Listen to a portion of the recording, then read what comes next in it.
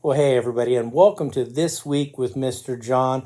Hey, I'm doing my lesson from my house. I'm kind of homebound right now, and I'll explain why, and I'll explain how I see what has happened to me in the last week or so and how it ties into this week's lesson. I am so grateful that God has a way and has gifted me with the ability to see lessons in true life activities. And our lesson came up this week, and it just so happens that I feel it really ties in really well with our lesson for this week. And our lesson this week is about the young boy Jesus. Jesus is a 12-year-old boy in this stage that we're talking about. And his mom and dad, they're going to go back to Jerusalem to celebrate the Passover festival. Now, they're living in Egypt and they have to travel a long ways to get to Jerusalem to celebrate the Passover festival. And so they go and they travel to Jerusalem. And I'm sure as they go through, I'm sure it's like a huge homecoming for everybody there as they see certain things. And one of the things that they see is the temple. That is the basically the church where the Jewish people, God's people, the Hebrews all went to worship God. And I'm sure they saw that in the time. And they go and they're celebrating the festival, and it eventually becomes time to take off. Now, when they took off from Egypt, I'm sure it wasn't like when we go on vacation with our parents. It's like jump into the van with mom, dad, brother, and sister, a few snacks in the back, and a couple suitcases, and you take off. Everybody knows where everybody is. They're confined to the van, and we take off.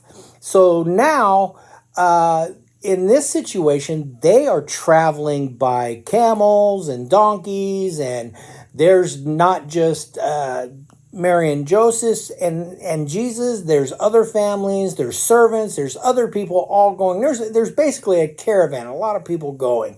So they take off, and now they're leaving. So they're going back, and I'm sure there's some conversations. There's probably the family that has the brother and sister in the back of the caravan, and it's funny, caravan van. They're sitting in the back, and he's poking the sister. Hey, stop poking me! Hey, brother's poking me! Stop poking me! I'm not touching you. I'm sure a lot of that happened. This is generational. That's happened all throughout time, I'm sure. But as they are traveling back, they kind of realize that someone's missing. Hey, so I'm sure they're kind of doing a roll call. And when finally it comes to, Jesus, they go, hey, Jesus, where's Jesus? Jesus here? And Jesus doesn't respond. They realize that they had left Jesus back in Jerusalem.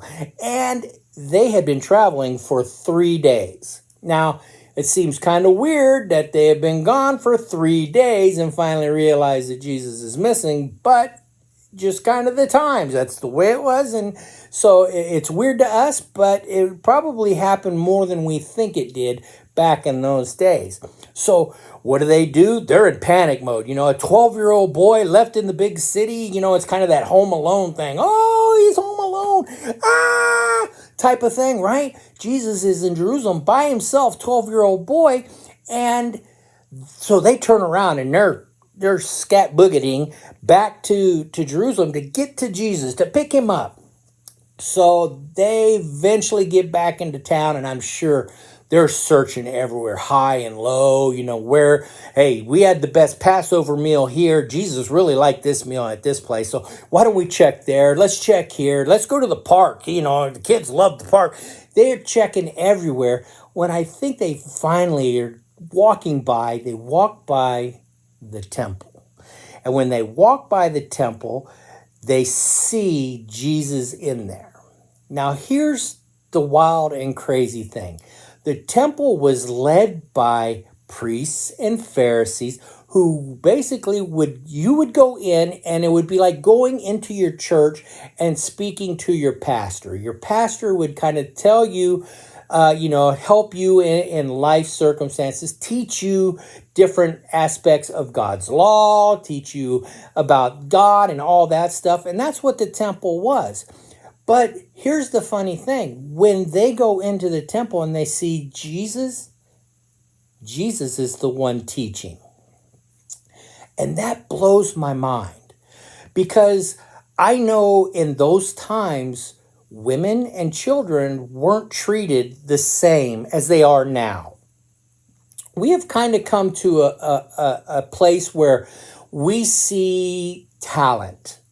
We see that somebody is gifted in something, and we go, okay, hey, let them explore their gift and do this and excel. But back then, kids were, especially a boy that was not considered a man, they were kind of irrelevant. And to have Jesus sitting amongst all the people in the temple, and he's teaching God's law. And when he's teaching, the Pharisees are sitting there going, hey, this kid knows his stuff. He's actually saying things that are way beyond his years. And the Pharisees are actually learning from Jesus and what he's teaching. And this is what is amazing to me. Now, to how this correlates with my life and how it's going on right now and why I'm sitting here in my bedroom in my bed, I just had major knee surgery. I just had my left knee totally replaced. And I'm doing good. I just want you to know I'm doing good, but I'm kind of still in that recovery stage. And this story kind of reminds me of, and I talked about gifts and how we see things, but if my doctor was to come in right before my surgery and it was a 12-year-old boy, I would have freaked out, right? No. Go find the older guy. Go find the older guy, the doctor, right? We don't want the boy. We want the doctor.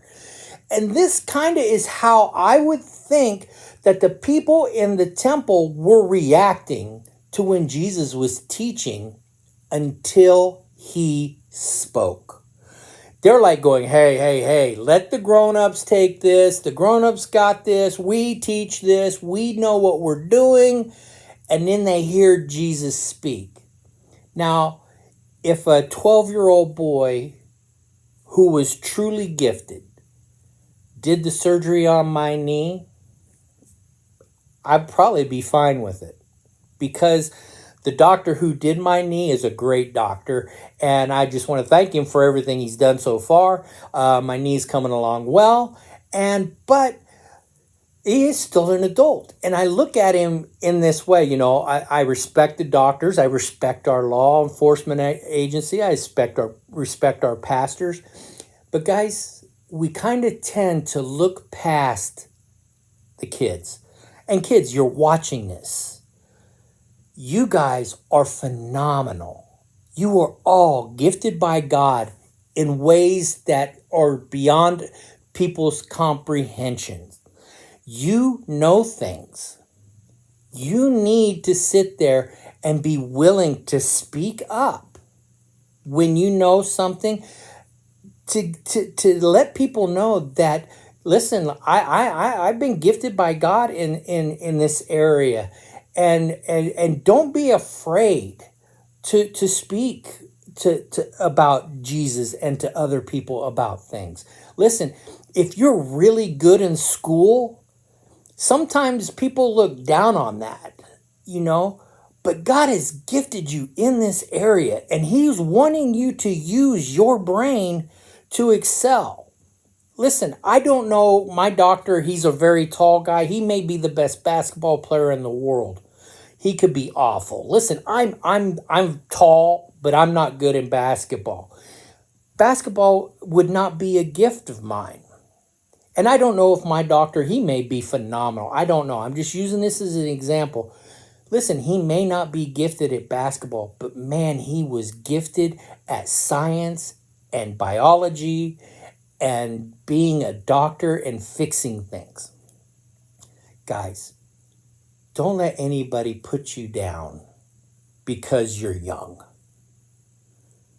You guys are gifted and are a total creation of God, and you are loved by Him. And He will use your talents for Him. So guys, hopefully next week, I may still be kind of in this bedridden stage. I'm still going through the process of therapy and stuff. But hey, I think the timing of this lesson was perfect. And guys, you're perfect. You're perfect in Jesus' eyes. You're perfect in my eyes.